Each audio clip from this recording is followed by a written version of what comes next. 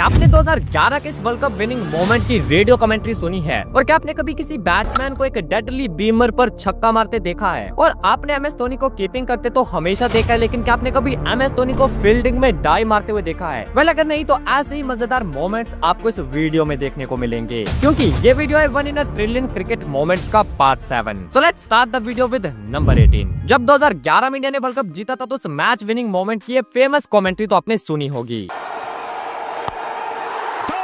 Finishes off in style. A magnificent strike into the crowd. India lift the World Cup after 28 years. ये तो थी TV पर की गई कमेंट्री, लेकिन इस मैच विनिंग मोमेंट की जो रेडियो कमेंट्री थी, क्या आपने उसे भी सुना है? वेल, अगर नहीं तो यहाँ सुनो। तो जीतने के लिए चाहिए केवल 4 रन।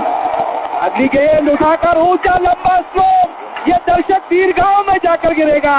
जोरदार जवाब, महेंद्र सिंह धोनी का छक्का और भारत विश्व विजेता है। ये था Coca Cola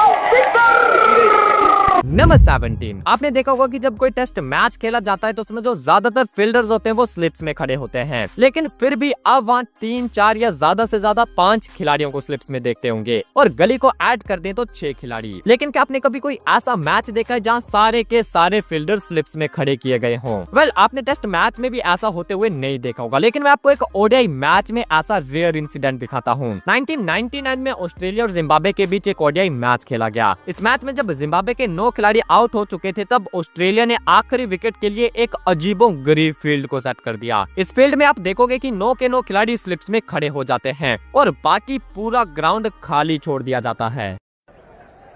Every single fielder on the offside and one more joining, and really that's a mockery, but perhaps expected in the circumstances. Number 16। जो लोग जोनी बेयरस्टो के रनआउट में ऑस्ट्रेलियंस को चीटर मानते हैं, वो एक बार ऑस्ट्रेलिया के इस कारनामे को भी देख लो। ये क्लिप एक काफी पुराने टेस्ट मैच की है, जहां आप इस ऑस्ट्रेलियन विकेट कीपर की मूवमेंट को देखो। जब बॉलर बॉल डालने के लिए आ रहा था तो उसी के साथ ऑस्ट्रेलियन विकेट कीपर भी अपनी जगह से चलकर विकेट के पीछे आ जाता है, और ऐसा उसने बैट्समैन को स्टंप आउट करने के लिए किया था। बट लकीली इसके हाथ में बॉल नहीं फंसता और बैट्समैन सेफ बच जाता है। अब ये तो सरासर चीटिंग है, क्योंकि बॉल डालने से पहले कोई भी फील्डर अपनी जगह नहीं बदल सकता, लेकिन यहाँ तो ये विकेट कीपर कहां से कहां पहुंच गया था। What's going on? My goodness, the Australians running in all directions there. They were looking for a stumping down the leg side, and that's because he's standing right out of his crease. Number 15। अगर हम cricket में डाली जाने वाली सबसे deadliest ball देखें तो वो होती है एक बीमर, क्योंकि बीमर एक ऐसी बॉल है जिस पर खिलाड़ी हमेशा इंजर्ड होते हुए नजर आते हैं, और ये इतनी डेडलीस्ट बॉल है कि इसे टोटली बैन किया गया है। और अगर कोई गेंदबाज एक मैच में गलती से भी 2 बीमर्स डालता है तो उसे पूरे मैच में ओवर डालने के लिए बैन कर दिया जाता है। लेकिन भाई द एलियन AB डिविलियर्स एक ऐसे बैट्समैन थे जिन्होंने एक डेडलीस्ट बीमर को भी न सिर्फ छक्के के लिए मारा, बल्कि स्टेडियम के बाहर टपा दिया था। IPL के इस मैच में मोहम्मद शमी के हाथ से बॉल छूट जाती है और वो एक डेडलीस्ट बीमर बन जाती है। ये बीमर सीधा डिविलियर्स के सर की तरफ आ रही थी, लेकिन एलियन AB ने इस डेडलीस्ट बीमर को भी स्टेडियम के बाहर पहुंचा दिया था।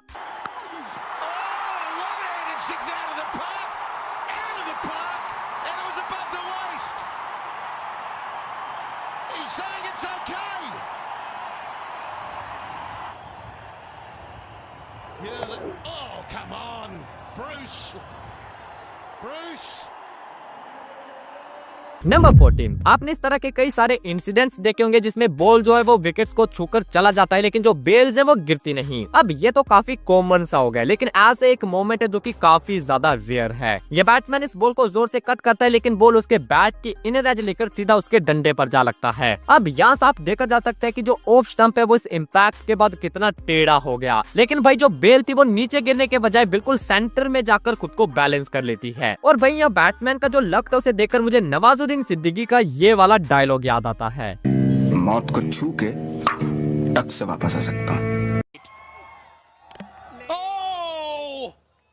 Would you believe that? Would you believe that we are still waiting?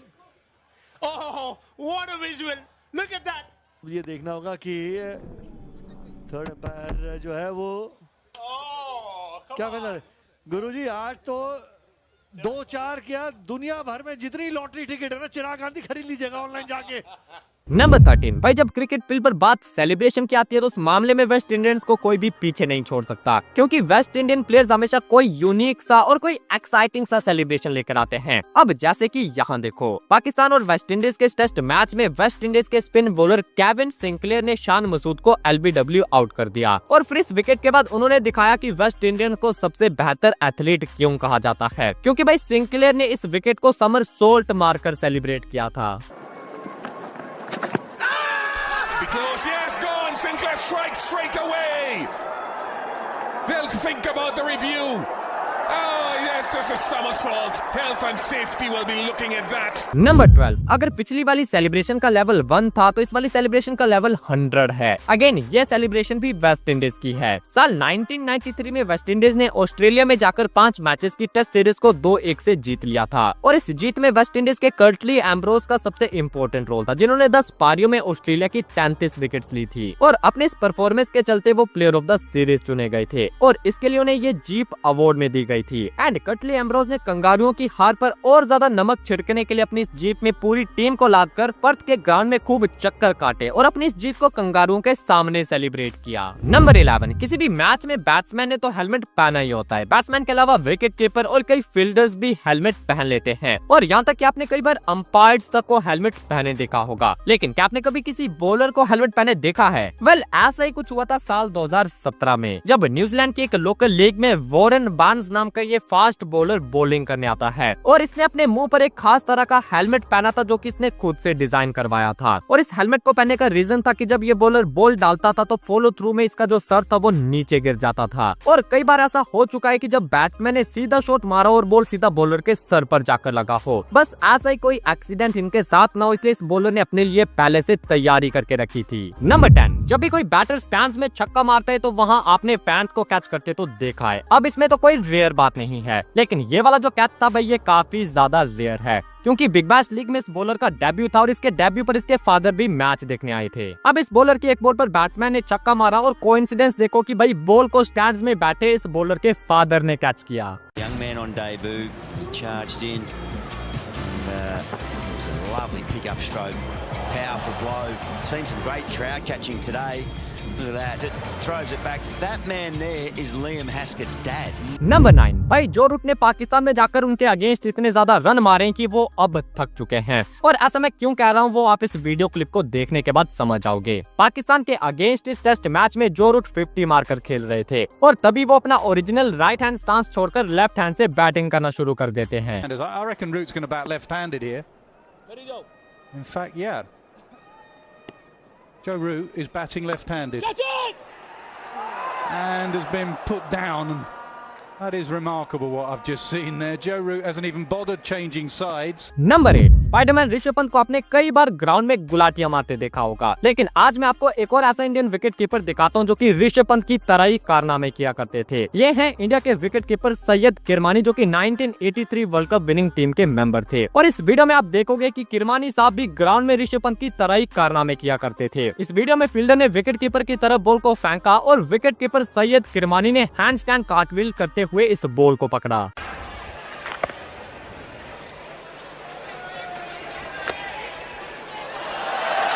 What a great take by Kirmani. How much does that grandstand love a handstand? The old cartwheel. And have a look at this. I like it. Number 7, थाला for a reason. और भाई आप सब MS Dhoni की fitness के बारे में तो काफी अच्छे से जानते होंगे। धोनी को स्टंप्स के बीच भागते हुए सबसे फास्ट माना जाता था, तभी तो वो सिंगल्स को डबल में और डबल को ट्रिपल में इजीली कन्वर्ट कर लेते थे। और MS धोनी की इसी फिटनेस को एक बार चैलेंज किया था नौजवान हार्दिक पांड्या ने। MS धोनी की एज 36 थी और हार्दिक पांड्या की सिर्फ 24 और हार्दिक ने धोनी को चैलेंज करा एक स्प्रिंट के लिए और इस स्प्रिंट में भी धोनी ने हार्दिक को आसानी से पछाड़ दिया था।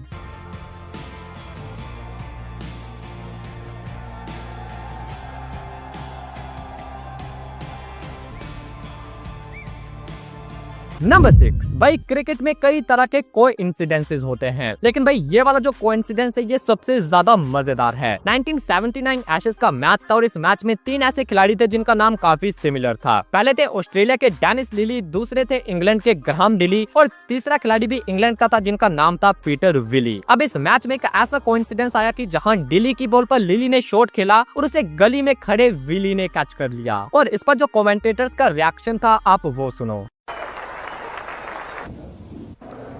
Out. Lily is gone. Caught. Well, we've had it. Lily caught Willie Boldilly for the first time of the season. Number 5, अब हम एक ऐसा मोमेंट देखेंगे जो कि भाई प्योर गली क्रिकेट मोमेंट है। गली क्रिकेट में आपने देखा होगा कि कई बार बॉल जो है वो झाड़ियों में खो जाता है और फिर मैच को रोककर सभी लोग उस बॉल को ढूंढने में लग जाते हैं। ठीक ऐसे ही कुछ ऑस्ट्रेलिया की शील्ड क्रिकेट में भी देखा गया, जो कि रणजी ट्रॉफी की तरह वहाँ का एक जाना माना टूर्नामेंट है। नेदरलैंड भी इस टूर्नामेंट में खेल रहे थे और इस मोमेंट पर उन्हें झाड़ियों में जाकर बॉल को ढूंढना पड़ता है। लिटरली भाई जैसा गली क्रिकेट में होता है ठीक उसी तरह ये खिलाड़ी भी झाड़ियों में जाकर बॉल ढूंढते हैं। How good's make a doco out of that somewhere. He's got his hands in his pockets, so he's keeping the money makers safe. There we go. No, what's he found? He's found a 10-0. He's found a white one. He's found a white one. So he won for the one day or the other day. Number 4, आपने हमारी इस वाली video में काफी सारे weird dismissals देखे होंगे, लेकिन भाई इस डिसमिसल ने तो वियर्डनेस की सारी हदें पार कर दी। मोहम्मद शमी के सामने अफ्रीका के हाशिम आमला बैटिंग कर रहे थे और शमी की इस बॉल पर हाशिम आमला ने क्या जजमेंट करी कोई भी समझ नहीं पाया। इस बॉल को बाउंसर समझकर हाशिम आमला छोड़ने के चक्कर में नीचे बैठ गए, लेकिन बॉल उछला ही नहीं और आमला के मुंह के आगे से जाता हुआ सीधा उनके स्टंप से टकराया। और मैंने तो इस तरह का डिसमिसल काफी रेयरली देखा था। Who's got his pads on? What about that? He was trying to get under it. And what he's done here is ducked, and his bat is not out of the way. In fact, he's ducked it, missed everything. Number 3, अक्सर जब भी movie या गाने में कोई dance step आता है तो उसमें सभी लोगों को अपनी सिंक्रोनाइजेशन के लिए अपने स्टेप्स की टाइमिंग मैच करनी होती है, क्योंकि जब टाइमिंग मैच होती है तभी वो डांस स्टेप क्लीन नजर आता है। अब भाई मैं आपको एक ऐसी वीडियो क्लिप दिखाऊंगा जो कि फ्री स्टाइल सिंक्रोनाइज्ड है, यानी कि आप बिना कोई प्रैक्टिस के ही टाइमिंग मैच हो गई थी। पाकिस्तान और वेस्ट इंडीज का मैच था जिसमें वेस्ट इंडीज के इस बैटर ने ये शॉट खेला और बॉल बाउंड्री की तरफ चला गया। अब बॉल के पीछे पाकिस्तान के 2 खिलाड़ी भागे, एक थे शाहिद अफरीदी और दूसरे थे उमर गुल। और भाई पता नहीं कैसे इस बॉल को पकड़ने के लिए ये दोनों खिलाड़ी एक परफेक्ट टाइमिंग पर स्लाइड करते हैं और इनकी स्लाइड की सिंक्रोनाइजेशन इतनी गजब थी कि भाई आप खुद देख लो। Also deep mid wicket. Right, he's moving a lot. He's hitting the gap. So who's to complain? That should be good for 2 here. When they come back for 3, they choose to go for it. It's come out very positive. Now what's go? Umar Gul, Shahid Afridi, both go down. No, one of these got to be up for the throw. It's like watching synchronized swimming. Even, I mean, look at the stride. The magic is just stride for stride. Down they go. Number 2, अब हम देखेंगे एक ऐसा moment जो कि भाई rare नहीं बल्कि रेयरेस्ट है। जब से मैच देखना शुरू किया है तब से एम एस धोनी को सिर्फ विकेट कीपिंग करते देखा, लेकिन इस रेयर वीडियो क्लिप में आप एम एस धोनी को एज ए फील्डर देखोगे। ये मैच चैंपियंस लीग का है जो कि 2009 से 2014 तक हर साल खेली जाती थी और इस लीग के एक मैच में धोनी कीपिंग छोड़कर एज ए फील्डर खड़े होते हैं और वो इस बॉल को बाउंड्री पर जाने से रोकने के लिए ये स्लाइड भी मारते हैं। Top edge will land safely.